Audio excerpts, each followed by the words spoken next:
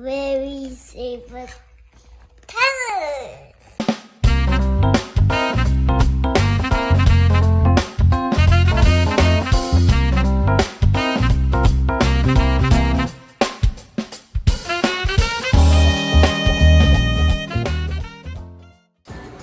Pre-qualified. Get pre-approved.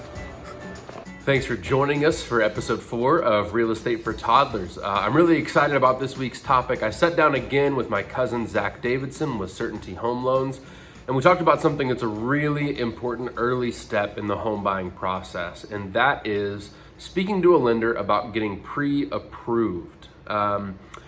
Pre-qualification and pre-approval are two different things. Zach and I are going to get into the details of that, but if this is all you watch, just know that right now in the current market, pre-approval is a must. You just have to do it in order to send competitive offers. So stick around, check out the interview with Zach. He gives a ton of great information on why it's so critical, how that process works, and how he is going to help set you up for success in the home buying process. Thanks for joining. Well, hello again.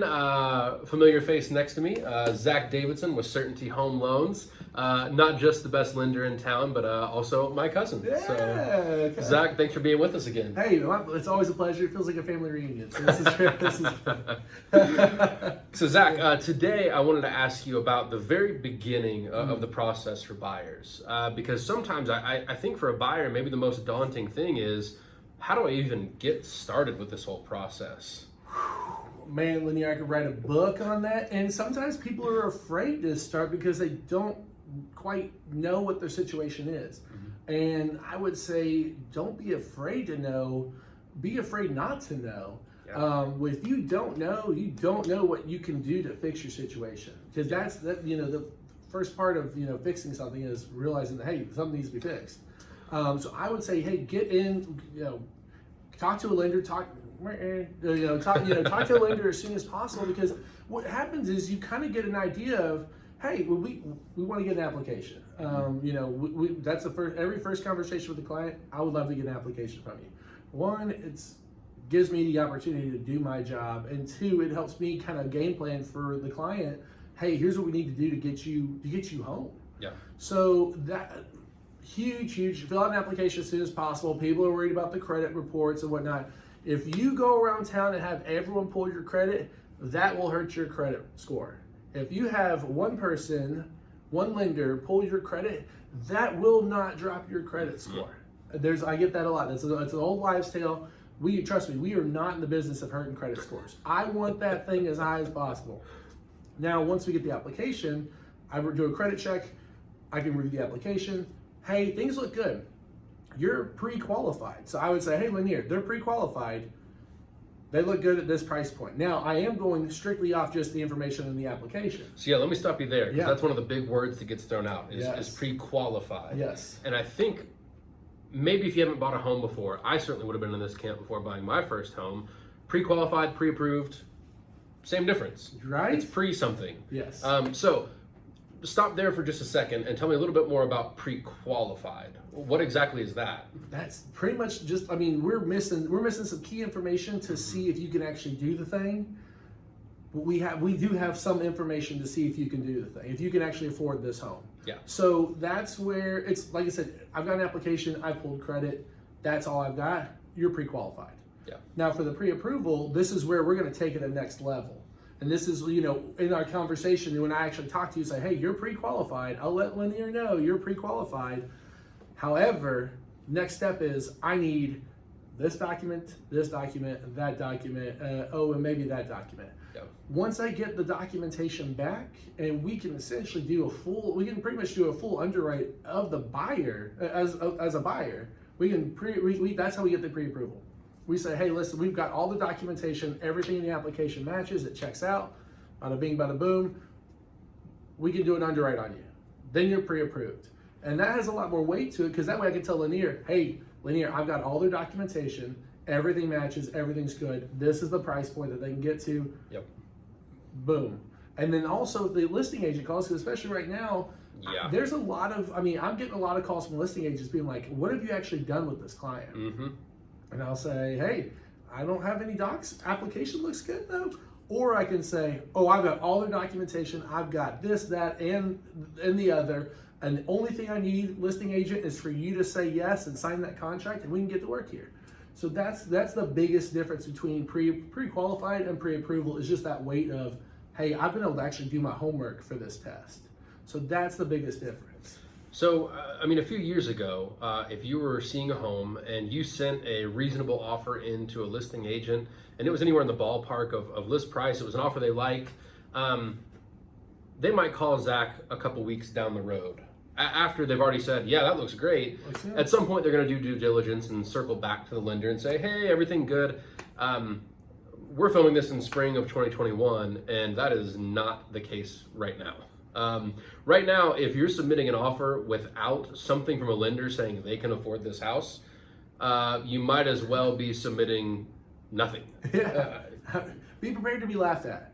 Yeah. Because that's unless you're cash. Unless you're cash. If you're cash, then congratulations. More power to you. More power to you. Congratulations. If you ever want to take the cash out of that house, call me for a refund.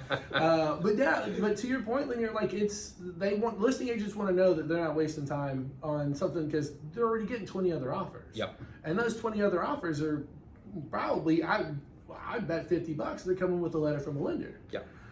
So it shows that you're serious. It shows that you're wanting to do what it's going to take to get this done. And then not only that, if I've already got all your documentation, we're pre-approved, I can close you quicker than if we're just pre-qualified while I'm waiting on stuff. So that way, if Lanier's in a crunch, if it's a multiple offer situation, we got to do something. We're trying to stand out. If Lanier's like, Zach, can we close in 24 days? I like my chances a lot better right now because I've got all the documentation. I might need an updated pay stub. Boom, let's go. So it just speeds everything up, makes it a lot easier. Now, the process to get pre-approval, and really the process to kind of underwrite the loan in general, all that kind of stuff, it is somewhat invasive on the buyer's side. You're going to feel like they're looking at a bunch of private stuff, and they have to. This bank is giving you a lot of money, guaranteeing that they're going to get it back at some point. So they want to make sure. Here's my advice on that, and Zach, I'll let you speak to it, but you're going to have to go through it at some point in the process. Again, 5 years ago, even just a couple years ago, you could do it after the offer had been accepted, but you still had to go through that process at some point. Why not go through it earlier on so that things are already set? Here's the other side, and then I promise I will let you speak to it.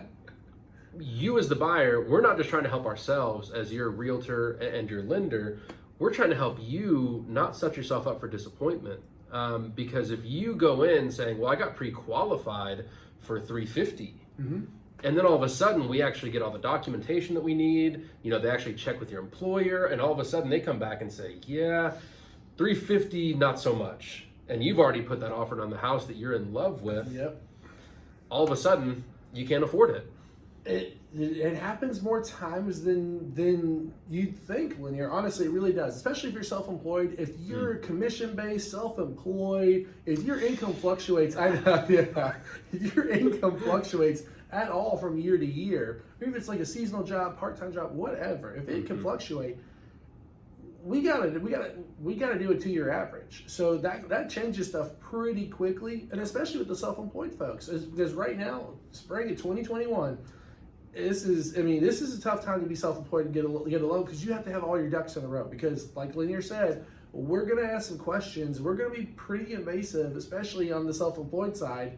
Hey, we got to know that COVID is not going to torpedo your business. Yeah. So there's just a lot of stuff, a lot of moving pieces, and the quicker you can get stuff in and we can actually go through, it's kind of like just ripping off a Band-Aid.